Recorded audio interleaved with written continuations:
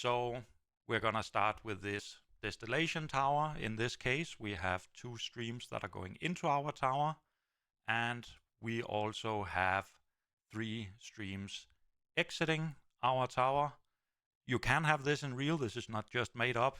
Many distillation towers have multiple feeds or multiple product streams.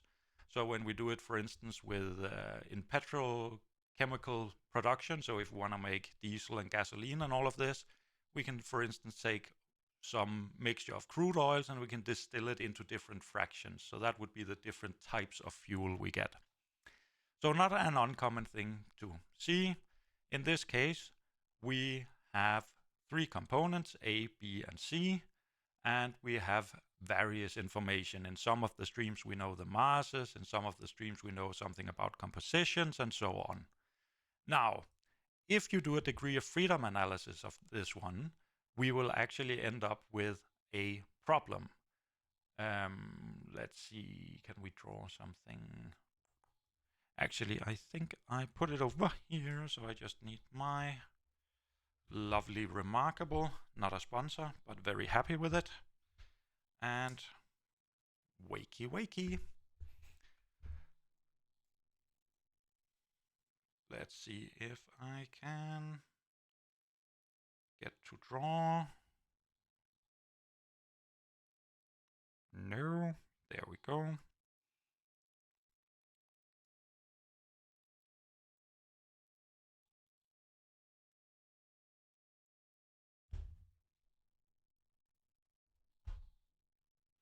Here we go. So this is basically the system we're looking at. And if we look at how many unknowns we have, so right off the bat, I don't know the mass of that one. I don't know. So down here I have two compositions. One of them I'm going to ignore. The other one will count as an unknown. And what else? I have my total mass up here. I have one of my compositions here. And I have a mass down there. So for these two compositions, the one here, I use this trick that they have to sum up to 100%. So that's why I removed them as being unknowns. So that gives me 5 unknowns, and I have to figure out how many equations I can set up. Well, I only have one unit operation with 3 components, so that means I can set up 3 independent mass balances. 5 unknowns and only 3 equations and no other bonus information.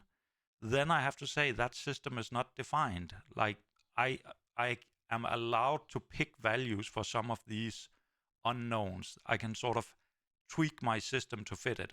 But degrees of freedom in this case, we had 5 unknowns.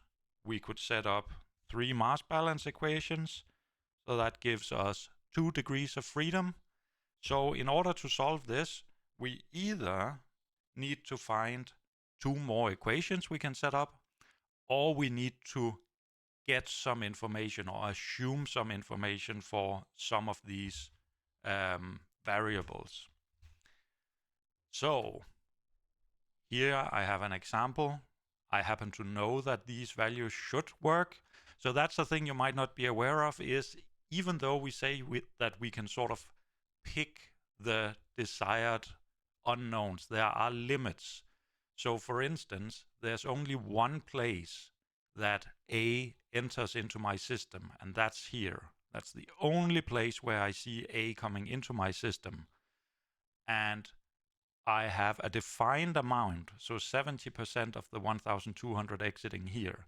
So for instance, if I said that the mass up here, M3, if I set that to 7,000, that would never be possible. The absolute maximum amount of A I can get into my system is 5,300 kilograms, and I'm already losing some of it in this stream. So I can't even have 5,300 up here. That would not be technically possible. So you have to be a bit careful if you're dealing with stuff like this. That's also why we try to give you systems with 0 degrees of freedom, because then there should only be one possible solution. But let's take this lovely thing. Let's see if I can grab it. and we're gonna chuck it into Excel. I think I set up a lovely little example for it. Yeah. So I already put up the different streams that I have, and we just have to fill in the different values. So for instance, in our top stream, stream 1 here, there's no A, 3% of B, 97% of C. For stream 2, I know that there's no C, and I'm gonna say B is just 1 minus whatever A ends up being. That's gonna be an unknown. Total masses, can I just remove that a bit? Total mass of stream 1, no idea what it is.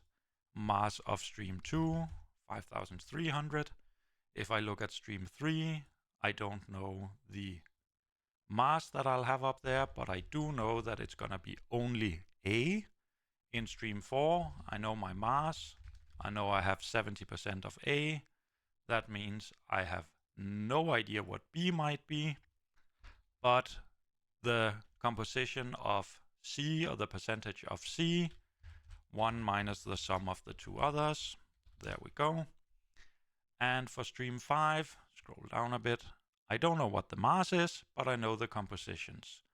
So unknown mass, what was it? 60% of B. 60% of B, 40% of C, no A, check. So that's basically the information that I have. 5 unknowns, and over here I can calculate just like I normally do. That one times the percentage. Fill right and down, and I then had some values I wanted to put in because I said I have too little information. I just need to check. M1 is 500 kilograms, and that one is 0.8. So 0.8, 500 kilograms.